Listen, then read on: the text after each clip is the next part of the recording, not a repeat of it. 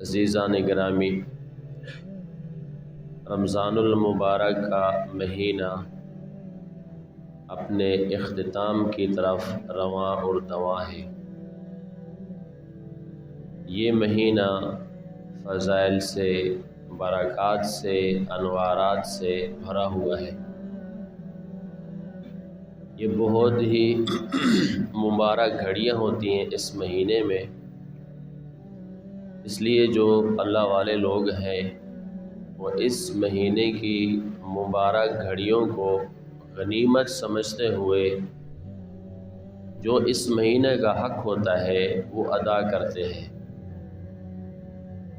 اللہ کے نبی صلی اللہ علیہ وسلم کی حدیث مبارک ہے، یا ایھا الناس قد اظلکم شہر عظیم۔ آپ صلی اللہ علیہ وسلم نے شعبان کے آخری دن حضرات صحابہ کرام رضوان اللہ تعالی علیہم اجمعین کو خطبہ دے کر یہ حدیث پاک بیان فرمائی، یا ایھا الناس قد اظلکم شہر عظیم۔ میں اے میرے صحابہ کرام، تمہارے اوپر ایک مہینہ سایہ فگن ہونے والا ہے۔ شہر مبارک، وہ ایسا مہینہ ہے جو برکت والا ہے۔ اس مہینے کے بارے میں اللہ کے نبی صلی اللہ علیہ وسلم نے گویا یہاں دو الفاظ بیان فرمائے ہیں۔ ایک لفظ ہے عظیم، کہ یہ مہینہ عظمت والا ہے، اور ایک لفظ فرمایا مبارک، یہ مہینہ برکت والا ہے۔ یہ دو باتیں آپ صلی اللہ علیہ وسلم نے اجمالاً بیان فرمائی ہیں۔ آگے پھر اس اجمال کی تفصیل فرمائی ہے۔ ایک لفظ برکت ہے اور ایک لفظ کثرت ہے۔ برکت کا مطلب یہ ہوتا ہے چیز تھوڑی ہو اور کافی ہو جائے۔ کثرت کا معنی ہے چیز مقدار سے زیادہ ہو اور کافی بھی نہ ہو، یا کافی ہو لیکن وہ مقدار میں زیادہ ہو۔ عام طور پر سمجھانے کے لیے، ایک بندہ ہے جو کھانا کھاتا ہے، اس میں ایک روٹی کھاتا ہے، اس کا پیٹ بھر جاتا ہے، یا ایک روٹی کھاتا ہے 2-3 افراد بیٹھ جاتے ہیں، وہ سیر ہو جاتے ہیں۔ اب ایک روٹی یہ مقدار میں تھوڑی ہے، اب اس کو کہتے ہیں یہ روٹی، یہ کھانا برکت والا تھا، ایک بندے نے، 2 نے، 3 نے سیر ہو کے کھا لیا۔ کثرت ہے کھانے کی تعداد زیادہ ہو، ایک بندہ کھائے اور وہ بھی سیر نہ ہو سکے، تو یہ کثرت ہوتی ہے۔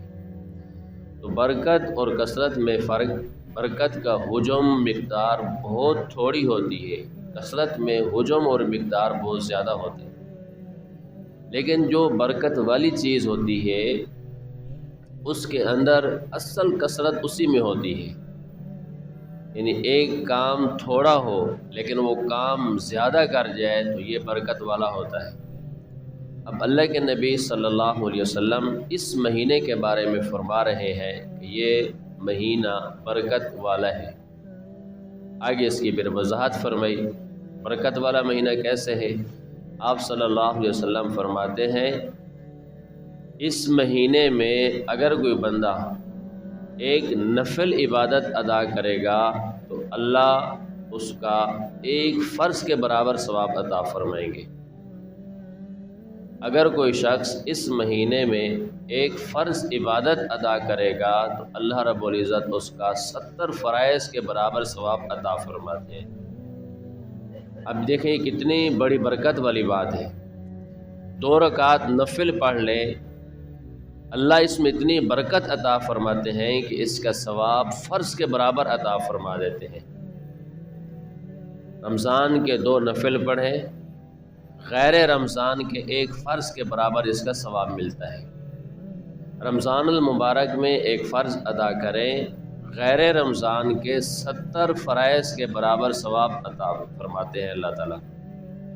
اب دیکھیں کام تھوڑا ہے، اس پر جو اجرت مل رہی ہے وہ بہت زیادہ مل رہی ہے۔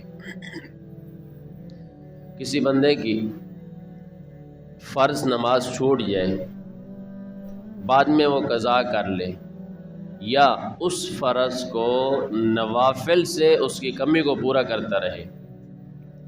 एक फ़र्ज़ छूट जाए, एक बंदा 1000 नहीं, लाख नहीं, करोड़ नफिल पढ़ ले ताकि फ़र्ज़ के बराबर सवाब मिल जाए, तो ये नहीं हो सकता। मैं इसको मज़ीद आगे समझाने के लिए कहता हूँ।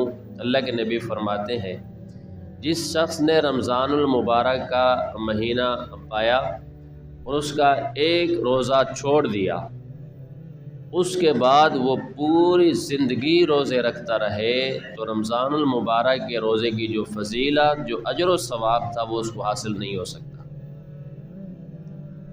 अब रमज़ानुल मुबारक में आप एक रोज़ा रखें, इधर पूरी ज़िंदगी रोज़े रखते रहे गैर रमज़ान की, इस एक रोज़े की फजीलत, इसकी बरकत, इसका अजर व सवाब ज़्यादा है। ये है बरकत का माना।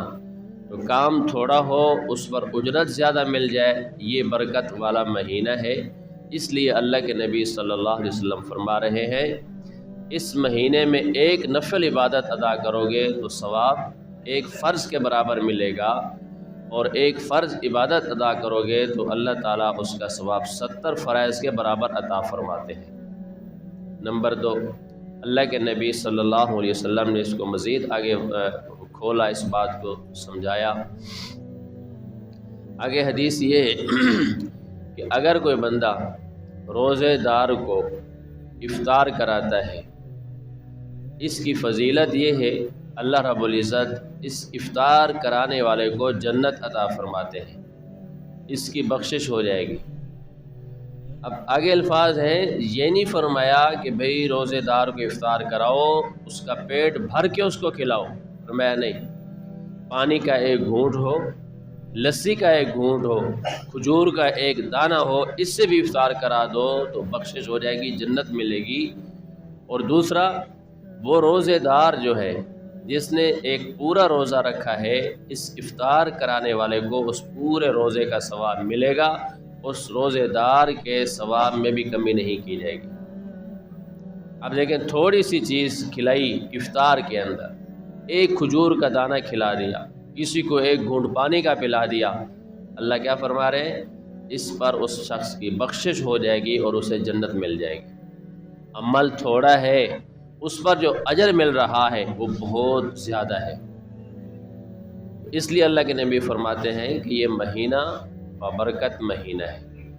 और तीसरी चीज़ फरमाई, इस रमज़ानुल मुबारक के महीने में एक रात आ रही है, वो रात 1000 महीनों से अफजल और बेहतर है, और वो रात है लैलतुल क़द्र की रात है, जो इस रमज़ानुल मुबारक के महीने में आ रही है, आखिरी अशरे की ताकरातों में लैलतुल क़द्र की रात। अब एक है, एक रात की इबादत करें तो 1000 महीनों से ये अफजल है, 1000 महीनों के बराबर इसका सवाब मिल रहा है। और दूसरी तरफ से एक बंदा 1000 महीनों तक इबादत करता रहे, 80-88 साल तक इबादत करता रहे, फिर भी इस एक रात का सवाब हासिल नहीं हो सकता जो सिर्फ़ इस रमज़ानुल मुबारक की लैलतुल क़द्र की रात की इबादत करेगा, उसे 1000 महीनों से भी अफजल और बेहतर करार दिया गया है। अब देखें, एक रात की इबादत, और एक रात की इबादत ये भी नहीं है कि इशा की नमाज़ पढ़ें, तरावी पढ़ें और फजर तक यानी सहरी तक आप इबादत में लगे रहें, तिलावत करते रहें, ज़िक्र व अस्कार करते रहें, तो तब जाकर ये फजीलत हासिल होगी। नहीं, ऐसा नहीं है। अगर कोई शख्स ऐसा है जिसने इशा की नमाज जमात के साथ अदा की, उसके बाद इमाम के साथ पूरी 20 रकात तरावी की नमाज अदा की, 3 वितर पढ़े जमात के साथ, उसके बाद थोड़ी सी तिलावत कर ली, नफल अदा कर ली, ज़िक्र अस्कार कर लिया, घर चला गया, वो शख्स जाकर सो गया, फजर में उठा, सहरी की और फिर मस्जिद के अंदर आ गया, इमाम के साथ जमात के साथ नमाज अदा कर ली, तो इस बंदे ने गोया लैलतुल क़द्र की रात को पा लिया है। पूरी रात थकाने वाली बात भी नहीं है, ये 2 नमाजें जमात के साथ अदा कर लेने से भी गोया लैलतुल क़द्र की पूरी रात मिल गई है। अब इबादत थोड़ी है, इसमें बरकत कैसी है? अल्लाह के नबी फरमाते हैं یہ 1000 مہینوں سے افضل اور بہتر ہے۔ یہ رمضان المبارک کا مہینہ ببرکت مہینہ ہے۔ میرے دوستو، یہ زندگی میں آج آ چکا ہے رمضان المبارک کا مہینہ۔ آنے والے سال ہم میں سے کسی کو پتہ نہیں ہے کوئی رہے گا یا نہیں رہے گا، اس لیے ان مبارک گھڑیوں کو غنیمت سمجھتے ہوئے رمضان المبارک کا جو حق ہے وہ ادا کرنا چاہیے۔ رمضان المبارک کے مہینے میں ہمیں عبادت کو بڑھا دینا چاہیے۔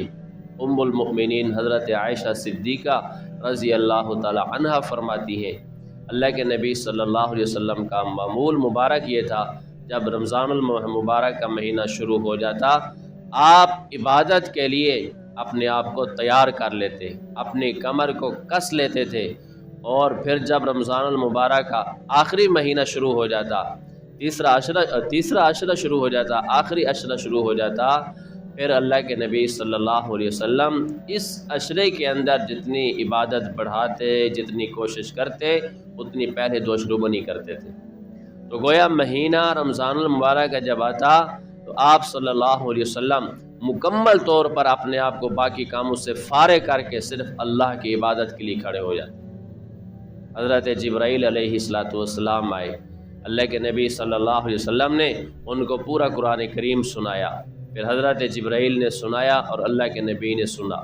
اس مہینے کے اندر آپ کی عبادت باقی مہینوں سے بڑھ جایا کرتی تھی، اور اس مہینے میں صرف آپ خود بھی عبادت نہیں کرتے تھے بلکہ اپنے گھر والوں کو بھی عبادت میں شامل کرتے، انہیں بھی ترغیب دیتے، اپنے شاگرد حضرات صحابہ کرام رضوان اللہ علیہم اجمعین کو بھی ترغیب دے کر اس مہینے کے اندر عبادت کرواتے۔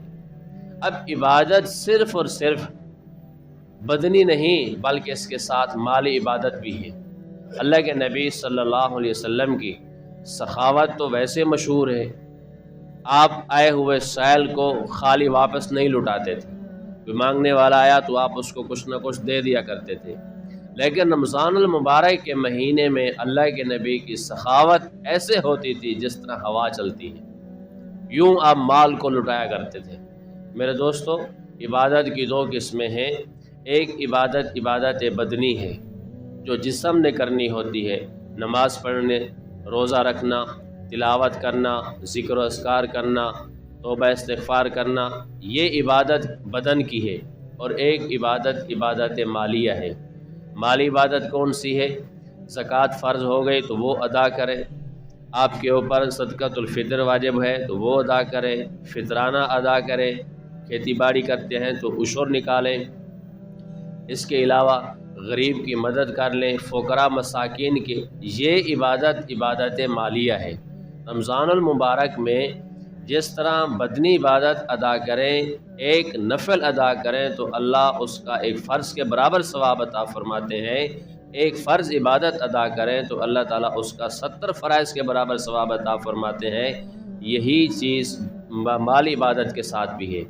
آپ اللہ کے راستے میں 1 روپیہ خرچ کریں، نفلی صدقہ ادا کریں گے تو اللہ اس کا ثواب بڑھا دیں گے، آپ زکوٰۃ ادا کریں گے اللہ اس کا ثواب بڑھا دیں گے۔ بعض دفعہ 1 روپیہ خرچ کرنے پر اللہ پاک 7 روپے کے برابر ثواب عطا فرماتے ہیں، 7 گنا بڑھا کر اپنے بندے کے لیے ثواب دیتے ہیں۔ تو اس مہینے کے اندر ہمیں عبادت کو بڑھا دینا چاہیے، چاہے وہ مالی عبادت ہو چاہے بدنی عبادت ہو۔ اس مہینے کے ساتھ قرآن کریم کا عجیب ربط اور جوڑ اور تعلق ہے۔ اس مہینے میں اللہ رب العزت نے قرآن کریم کو نازل فرمایا ہے۔ اس سے پتہ یہ چلتا ہے کہ اس مہینے کے اندر قرآن کریم کو اہتمام کے ساتھ پڑھنا چاہیے۔ جو حافظ قرآن ہے وہ تراویح میں قرآن کریم سناتا ہے، وہ صرف سناتا نہیں بلکہ سنانے کے لیے جو رات کو پارہ پڑھنا ہوتا ہے اس پارے کو پہلے وہ یاد کرتا ہے، 1 مرتبہ 2 3 4 مرتبہ ایک پارے کو وہ پڑھ کر آتے ہیں۔ تو اس طرح جو حافظ قرآن ہوتا ہے اس کے رمضان میں 5 6 7 8 ختم ہو جاتے ہیں۔ تو عام حضرات کو بھی چاہیے کہ رمضان المبارک کا مہینہ برکت والا مہینہ ہے، اس میں رمضان المبارک کے اندر عبادت کے ساتھ ساتھ قرآن کریم کی تلاوت کا بھی اہتمام کرنا چاہیے۔ آپ جو غیر حافظ ہیں وہ ہر نماز کے بعد 5 نمازیں، ہر نماز کے بعد اگر 1 پاؤ بھی تلاوت کرتے رہیں تو ان کا یومیہ 1.25 پارہ ہو جائے گا۔ اگر آپ نماز کے بعد آدھا سپارہ پڑھیں گے تو آپ کے یومیہ 2.5 سپارے ہو جائیں گے۔ آدھا پارہ پڑھنا مشکل نہیں ہے، ہر نماز کے بعد آدھا پارہ پڑھیں، پھر اپنے کاموں کے اندر مصروف ہو جائیں۔ اگر آپ تھوڑا اور بیٹھ جائیں تو 1 پارہ پڑھ لیں، یومیہ آپ آرام سے 5 پارے پڑھ سکتے ہیں۔ جب یومیہ آپ 5 پارے پڑھیں گے تو آپ کے 6 ختم ہو جائیں گے۔ رمضان المبارک کا مہینہ بہت ببرکت والا مہینہ ہے، اس کی گھڑیوں کو غنیمت سمجھتے ہوئے اس کی برکات کو، ان کے انوارات کو ہمیں سمیٹنا چاہیے۔ اللہ رب العزت مجھے بھی اور آپ کو بھی ان مبارک گھڑیوں کی برکات کو سمیٹنے کی توفیق عطا فرمائے۔